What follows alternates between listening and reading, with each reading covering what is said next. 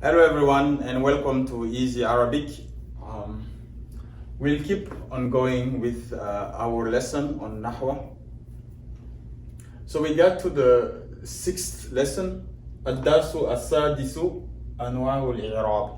So last time we defined what is the إعراب, right? تغيير أواخر الكلمة لاختلاف العوامل الداخلة عليها لفظا أو تقديرا. So we defined that. Again, if this is your first time on this channel, please go back and watch the previous lessons.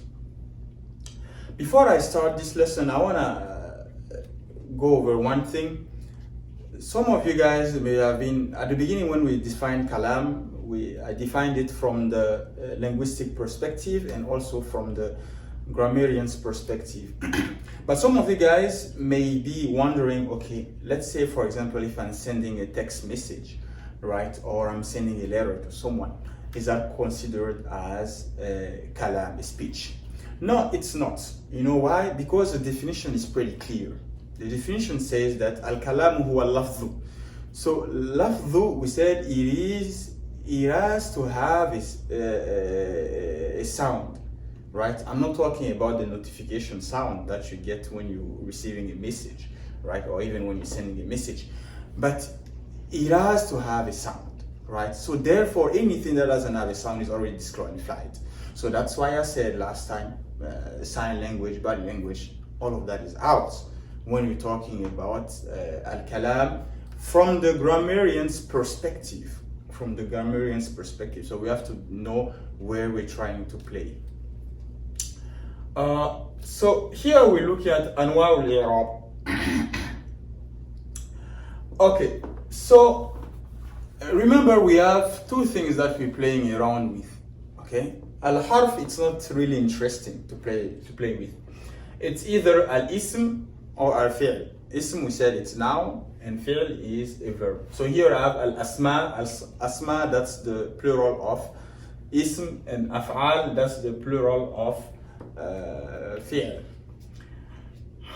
All right, so here I have four definitions, four things. So the middle is what they both share together, and then what is on the side is what is specific to that. Okay, I will start with what they have in common. Okay, al-rafa. Rafa is one concept that you have, one type of i'rab, right? Let me move on the other side. So we have different raf'un. You'll either see or hear rafa or marfu', right? You have, depending on the word that is being given, right? You have different things that you can see and say, oh, okay, whatever you gave me, the word that you gave me is marfu', right? Let me give you an example. Al-ustadun, I don't even know how to spell. Al-ustadhu jamilun. Okay, jamilun. Okay, the teacher or the professor is handsome. Okay, so is it marfu'? Yes. Okay. Why? Because I have dhamma. Now, I don't want you to get it wrong. Okay, this is just one example. I said it's marfu'. Why? Because we have dhamma. Okay. So we have, in the harakat, we have sukun, right? We have maftuh,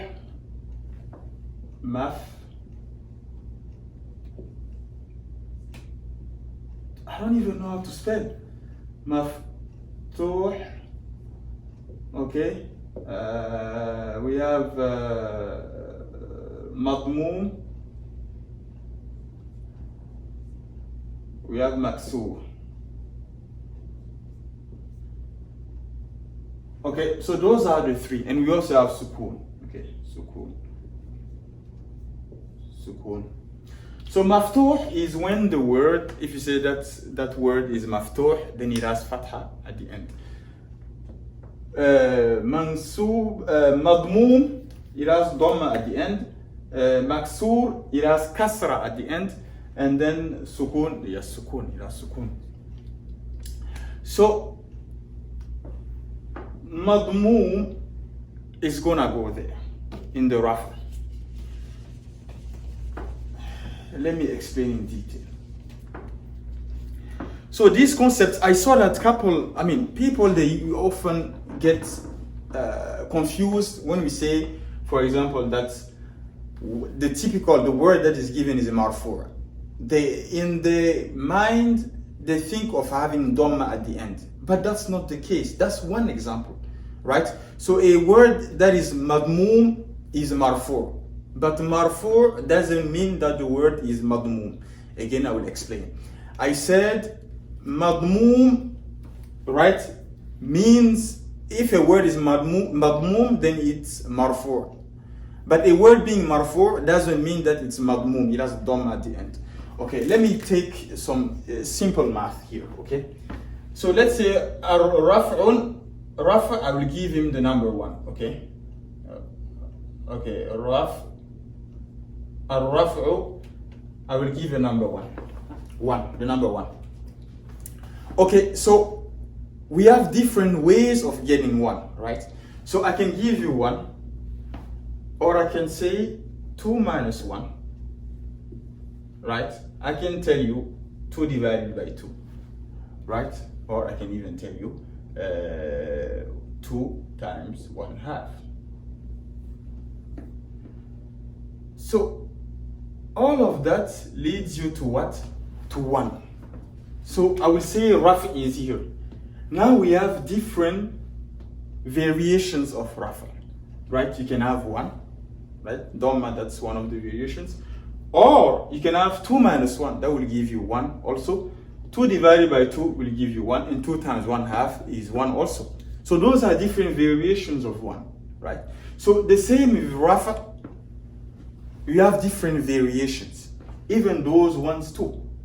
All of these 4, you have different variations. But I don't want you to be narrow-minded. I don't want you to think that whenever we're talking about Rafa, we have Dhamma. Whenever we're talking about Nasb, we're talking about Fatha only. No, we have different variations. But in a word that is Madmoom, that has Dhamma at the end, is Marfu right away. Okay? All right. Then we move to Nasb, and Nasbu. So Nasbu, I will give Nasbu the number 2. Okay? So Rafa, I gave 1. Nasb, I gave 2. And Nasbu. Okay? So I gave the number 2. So how can I get 2? I can just have 2, right? I can have 3 minus 1. I can have 4 divided by 2. Or I can even have 8 times 1/4. So all of those 4 will lead me to what? To 2. So different variations of 2. You have plenty of ways to get 2, right?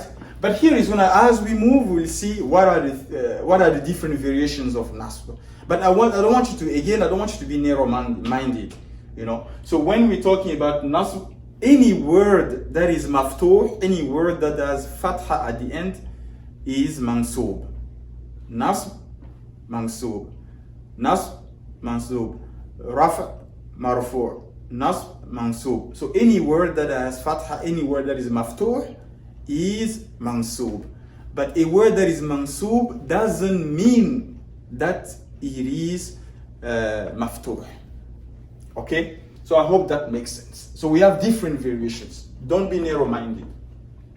So ar-raf'u wa nasbu, both names and verbs share that together. This is what they have together. Similarities. They have rafa and nasb together. So a word, you can say that a noun, ismun marfu'un. Or you can say fi'lun marfu'un. Okay? Or you can say ism mansub or fi'l mansub. Okay, so those are the two. Now we have, with the purple, we have those that are specific. So here I have whatever, this is what is specific to ism, asma, right? So I said al-khafd or al-jar. So depending on what book you're reading, or depending on the person who is making the grammatical analysis, they will use different, it's going to be either those two. So that's why I have aw al-jaru. So al-khafdu, khafd and jar, they're the same when we're trying to make grammatical analysis. Okay, so that means that if you remember when we were talking about alamatul ism, the author said fal ismu yurafu bil khafdi. You see, so khafd is, if I remind, is when the word has kasra at the end. Okay, word has kasra at the end. So I said it by default. Okay, but there are specific things in there. But by default, anything that has kasra is makhfud, right? Khafd, makhfud. Okay, makhfud.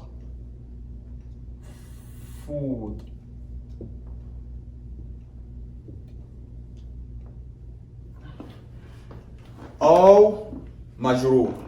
So we can say that ismun majrurun or ismun makhfudun. But we cannot say fi'lun makhfudun or fi'lun majrurun. Why? Because khafd and jar is specific to the nouns. Specific to the nouns. Alright, so now we get to al-jazmu. Al-jazmu. So that is the typically the end has sukun. Okay, so the end has sukun. For example, if I said lam, okay, lam taf'al.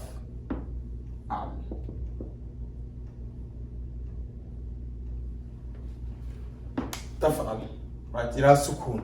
So that's one of the ways, okay, one of the variations of jazm. Khafd also have different variations, right? But the asl is kasra. The jazm here, the original one that we see, so al-jazm, al-khafd, I was about to give him number 3, okay? But al-jazm, I will give number 4, okay? Al-jazmu. Al-jazmu. So al-jazmu, I will give number 4. Different ways of making 4, right? You can, for example, have 6 minus 2, okay? 2 times 2, right? 16 times 1/4, 16 divided by 4. All of that will give me what? 4. So those are different variations. So jazm also is the same, but the original one is having sukun. As for rafa, the original one was to have dhamma at the end. For nasb, the original is to have fatha at the end. Khafd or jar, the original is to have kasra. I mean, nasb, again, let me say it again. So for nasb, the original is to have fatha at the end. Khafd or jar, the original is to have kasra at the end. And then jazm, the original is to have sukun at the end. But you have different variations, right? And as we move on, we will look at marfu'at, mamsubat. What are the different variations that we have? I'm not saying that you have millions of them, but they are specific, right? That once we go step by step with those variations, when you see it, you will know it, right? But again, my main point here is, when you're talking about rafa, I don't want you to think that rafa equals dhamma. No. When you have dhamma, you have rafa. But when you have rafa, you don't necessarily have dhamma. The same as nasb. When you have nasb, when you have fatha, you have nasb. But when you have nasb, you don't necessarily have fatha. When you have khafd, when you have kasra, you have خفض. But when you have خفض, doesn't necessarily means that you have kasra. And here also, when you have sukun, you have jazm. But when you have jazm, doesn't mean necessarily that you have sukun. I know I've been repeating myself, but I just want to make sure that we on the same base. We on the same base. And everything is gonna rotate around. Again, we said that the two things, the two concepts that both al-asma, the nouns, and the verbs share together is al-raf'u wal-nasbu. Those are the two. So that's okay. If so, for example, you hear someone saying ismun majzumun, correct that person. Or even if you're dreaming and you saw yourself saying ismun majzumun, you better wake up. Yeah, because that's a basic mistake, right? Because jazm goes with fi'l. So when I say this is a jazm is specific. If you say fi'l majzumun, then you're right. But someone cannot say ismun majzumun, or someone cannot say fi'lun makhfudun or fi'lun majrurun. Correct that person. Don't let such mistakes happen next to you. Okay, so that brings us to the end of our lesson for today. Anwa al-i'rab. We will see you next time.